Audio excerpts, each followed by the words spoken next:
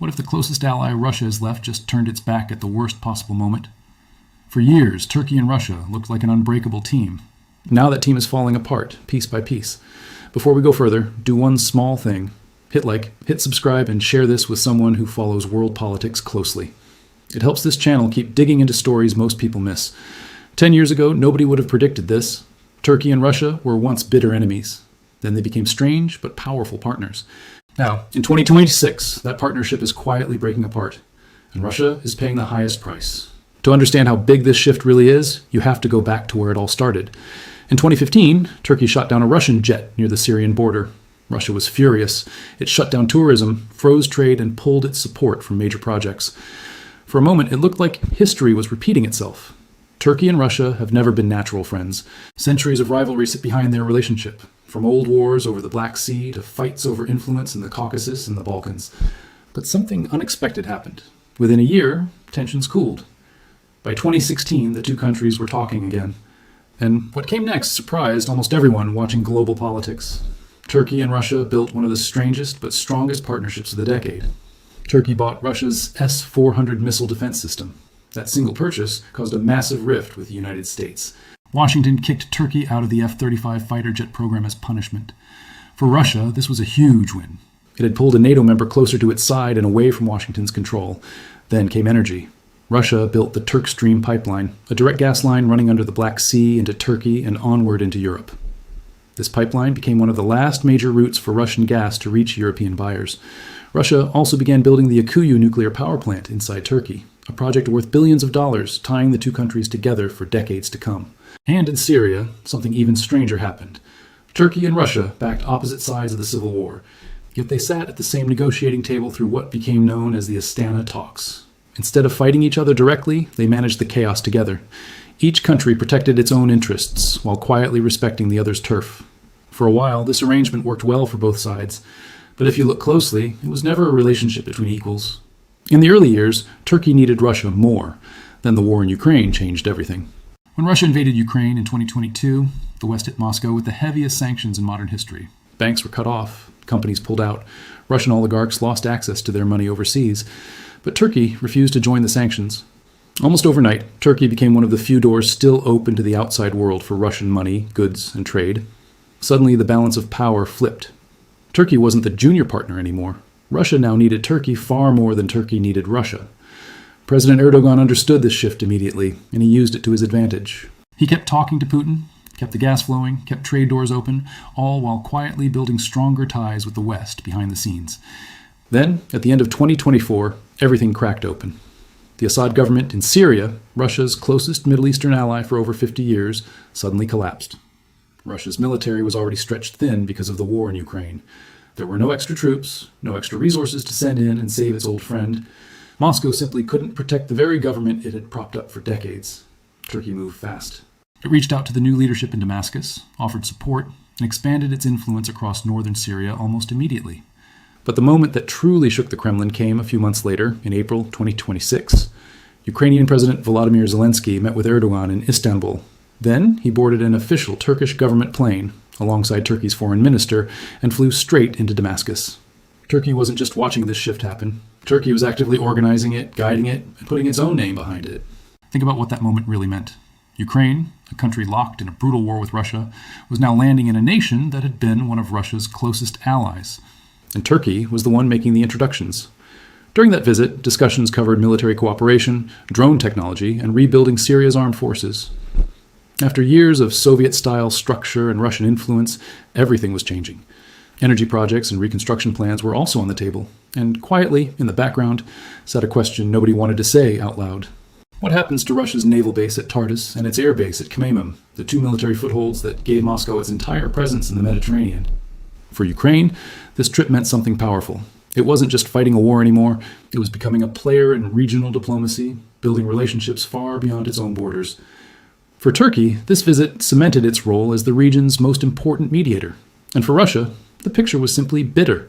A government sitting inside what used to be Moscow's backyard was now openly discussing military cooperation with the very country Russia was fighting. The Kremlin called it opportunism, but behind closed doors, there wasn't much Russia could actually do about it. Turkey's support for Ukraine didn't start with Syria.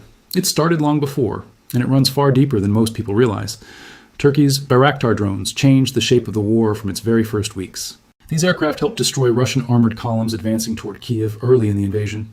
Turkey didn't stop at drones either. It sent armored vehicles, guided munitions, and electronic warfare equipment. It helped broker the Black Sea grain deal, keeping Ukraine's economy breathing during the darkest months of the war. But perhaps the single most damaging move Turkey made against Russia wasn't a weapon at all.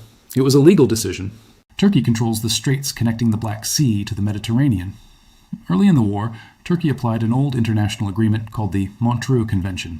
This restricted warships from passing through those straits. This one decision trapped Russia's Black Sea fleet. Ships already in the Mediterranean couldn't reinforce it. Damaged ships couldn't leave for repairs elsewhere. The fleet was stuck, isolated, and exposed to Ukrainian drone attacks that eventually destroyed a significant portion of its strength. Turkey was arming Ukraine with one hand while blocking Russian naval reinforcements with the other. That is not a balancing act. That is a clear strategic choice, and Turkey isn't stopping there.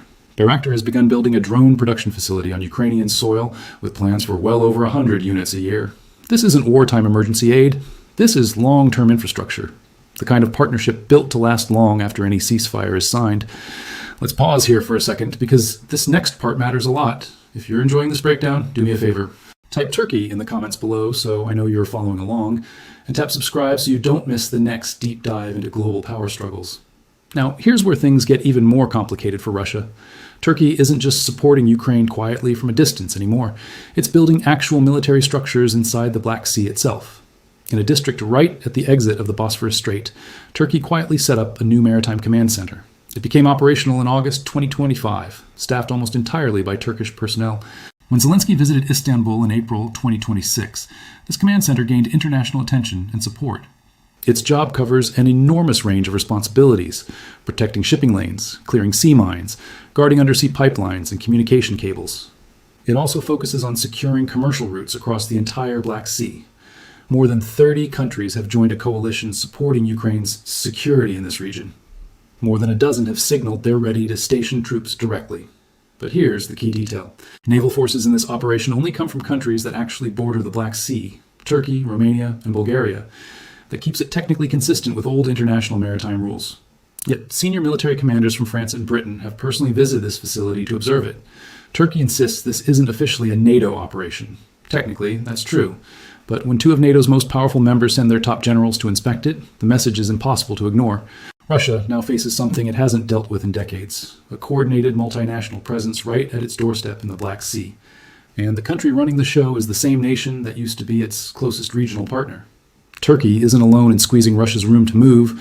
Romania has become NATO's most important forward position on the western coast of the Black Sea.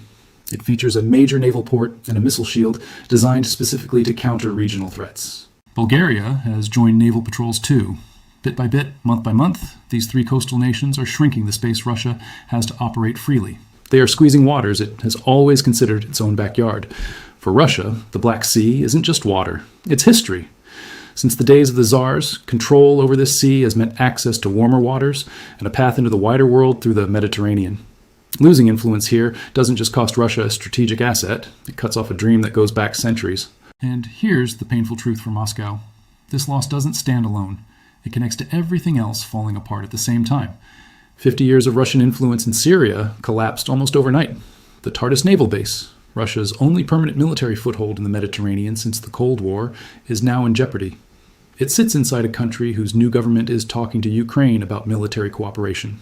The Khmeimim air base, once the center of Russian air power projection into the Middle East, faces the exact same uncertainty. Russia used to move supplies and reinforcements to these bases through the Black Sea. Now that route is squeezed from two directions at once. The Montreux restrictions block naval movement, and the new multinational security presence watches everything that happens near the straits. As access to the Mediterranean narrows, Russia's entire ability to project power across Africa and the Middle East narrows right along with it. Even Russia's energy leverage is losing its sharpness. TurkStream remains Russia's last major gas corridor into Europe. But as Turkey builds up its own security architecture and confidence, it also gains more control and more leverage over that very pipeline. If Russia ever tries to use energy as a weapon again, it will find a far more organized, far more independent Turkey sitting across the table. And it's not just Turkey moving away. Following the Damascus visit, Ukraine has been deepening its own defense relationships with Gulf nations. It is offering its combat-tested drone and air defense expertise to countries like Qatar, Saudi Arabia, and the UAE. These are nations that once sat comfortably within Russia's sphere of influence. One by one, they're exploring new partnerships, and Russia's ability to project power globally keeps shrinking with each new deal signed. Every single loss feeds into the next one. Losing Syria narrowed Russia's access to the Mediterranean. Losing Mediterranean access made the Black Sea even more critical. Losing control of the Black Sea weakened Russia's entire southern strategy. It's a chain reaction, and once one link breaks, the pressure on every other link increases. This isn't just about far-off diplomacy either. It directly shapes what's happening on the battlefield right now. Turkey's decision to apply the Montreux Convention didn't just trap a few ships. It completely changed the direction of the naval war. Russia originally planned to blockade Ukraine's coastline and threaten an amphibious landing. That plan became impossible when Turkey closed the straits. Russia's fleet had to pull back into a defensive position, and once it did, Ukraine's naval drones seized control of the water. What used to be an area where Russia dominated turned into an area where Ukraine calls the shots. And it all traces back to one legal decision Turkey doesn't seem interested in reversing. Economically, Turkey has been Russia's biggest gateway around Western sanctions.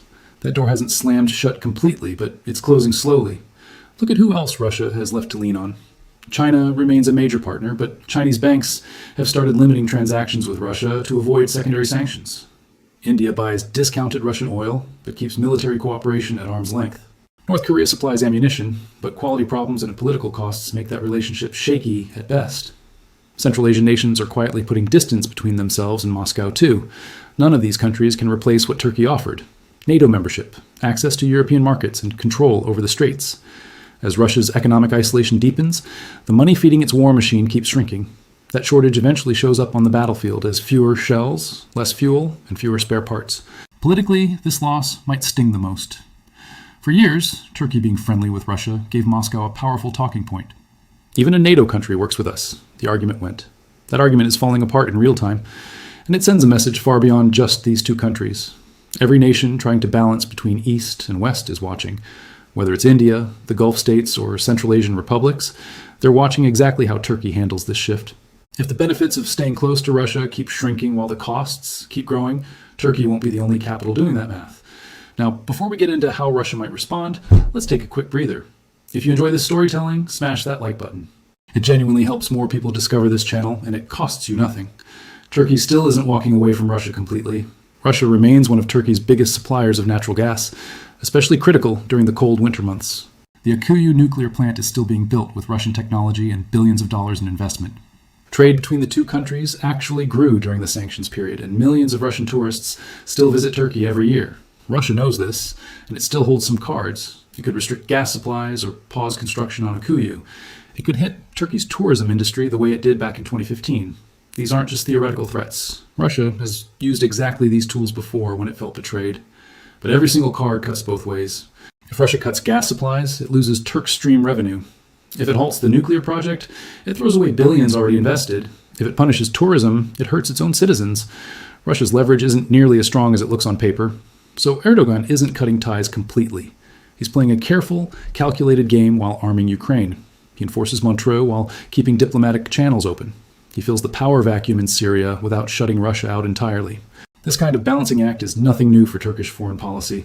Erdogan has been managing these competing interests for years. But make no mistake, the center of gravity in this relationship has clearly shifted away from Moscow. Turkey and Russia were never natural allies. Centuries of rivalry sit underneath every handshake and trade deal. The partnership of the last decade was the unusual chapter.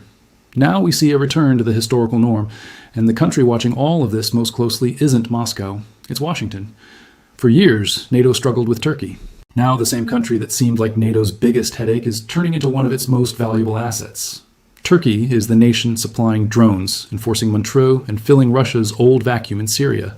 That's an enormous strategic reversal that threatens Russia's entire southern strategy from the Black Sea to the Mediterranean. Nations don't have permanent friends, only permanent interests. 10 years ago, interests pointed toward Moscow. Today, they point away. Nothing fundamentally changed about Erdogan. What changed is Russia itself. A weaker Russia isn't as valuable a partner anymore.